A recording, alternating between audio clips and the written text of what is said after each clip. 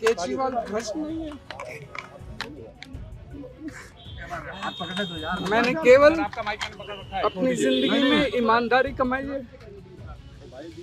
इन्होंने झूठा केस लगाया और आज ये साबित हो गया।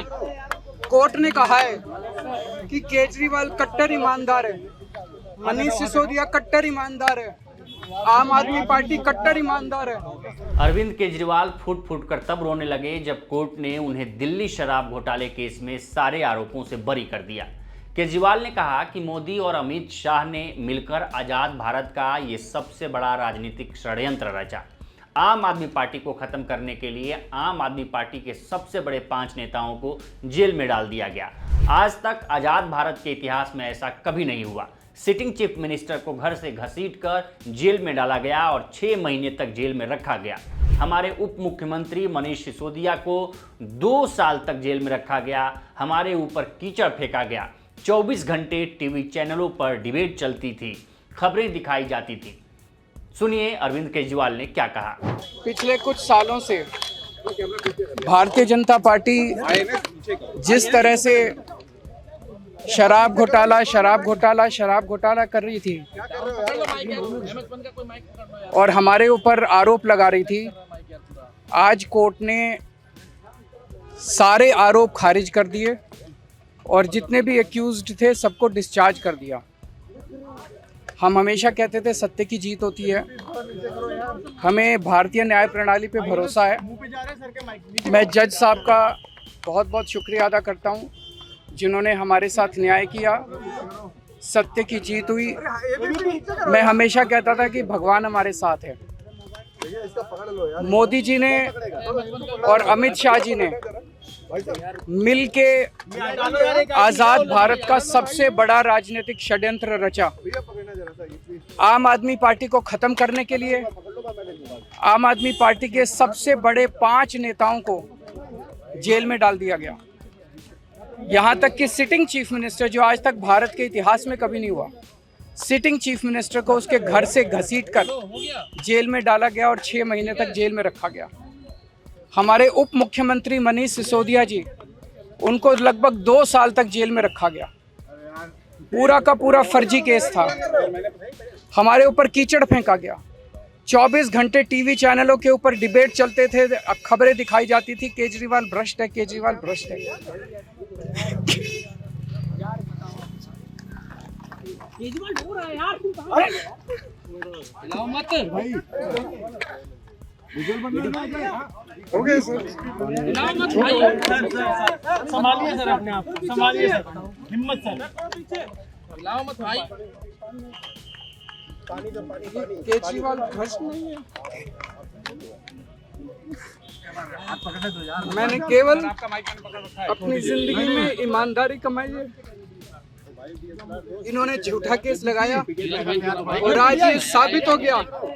कोर्ट ने कहा है कि केजरीवाल कट्टर ईमानदार है, मनीष सिसोदिया कट्टर ईमानदार है, आम आदमी पार्टी कट्टर ईमानदार है।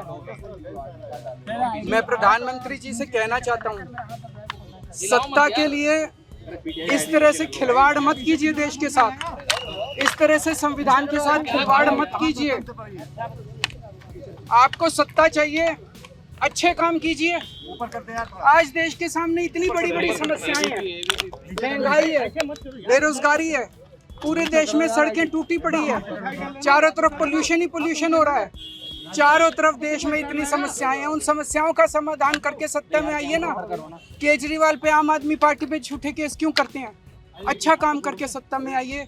इस तरह के झूठे केस करना और 24 घंटे विरोधियों को, ये विपक्षियों के खिलाफ ऊट पटांग की केस करना, उनको जेल में डालना, ये एक प्रधानमंत्री को शोभा नहीं देता। इससे देश आगे नहीं बढ़ेगा। देश आगे तब बढ़ेगा जब जनता की समस्याओं का समाधान किया जाएगा।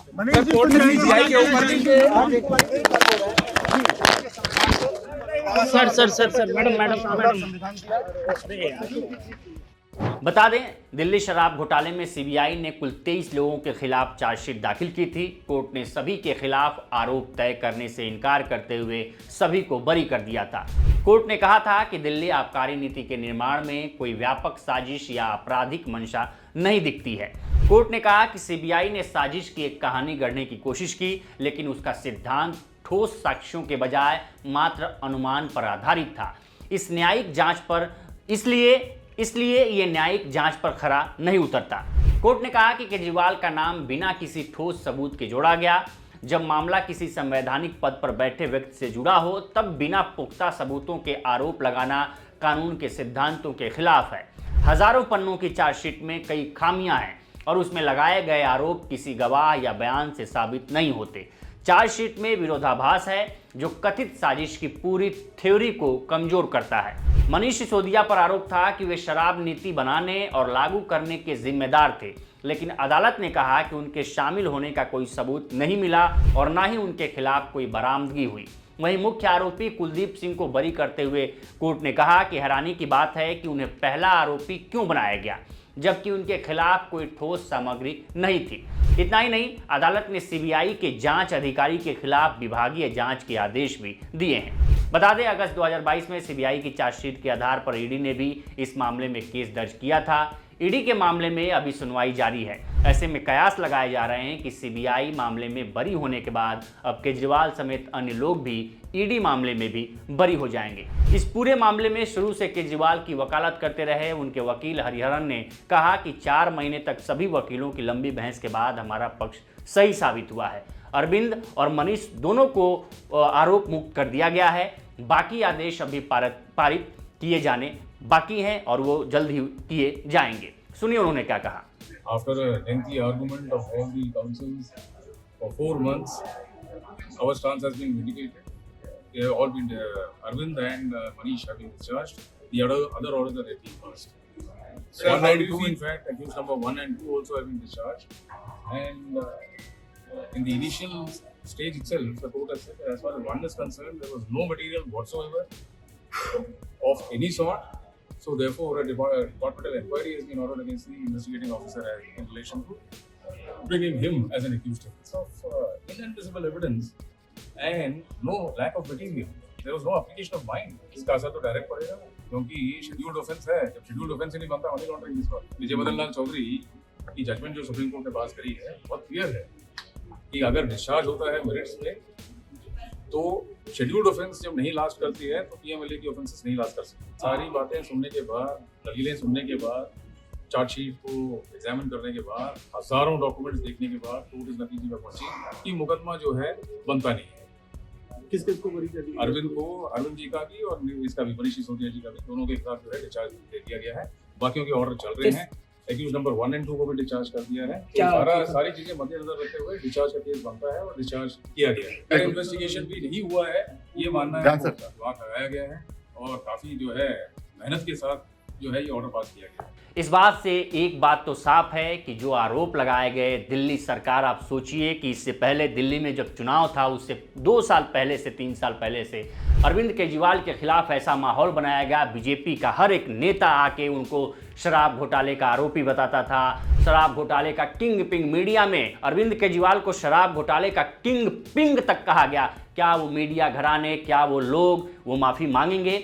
और इसमें अदालतों की भी क्या ये जिम्मेदारी तय नहीं होती कि बिना पुख्ता आरोप लगाए, बिना पुख्ता सबूतों के किसी, अगर कोई सीबीआई या ईडी किसी को गिरफ्तार करती है तो उसे ये करने से मना करे। इस मामले के बाद, अरविंद केजरीवाल के इस मामले के बाद कई सवाल कौंध रहे हैं लोगों के मन में और इन सवालों का जवाब ना तो मीडिया के पास है ना सरकार के पास है। और उम्मीद करते हैं कि कोर्ट इन सवालों के जवाब से सबको ये संतोष करेगा कि कोर्ट अभी भी है, ताकि ऐसे अरविंद केजरीवाल जो साजिश के तहत फंसाए गए, ऐसे लोगों को वो संरक्षण प्रदान करेगा। इस पर आपकी क्या राय है, हमें ज़रूर कमेंट कर बताइएगा। बाकी देश दुनिया की तमाम खबरों के लिए बने रहें लोकमत हिंदी के साथ। नमस्कार।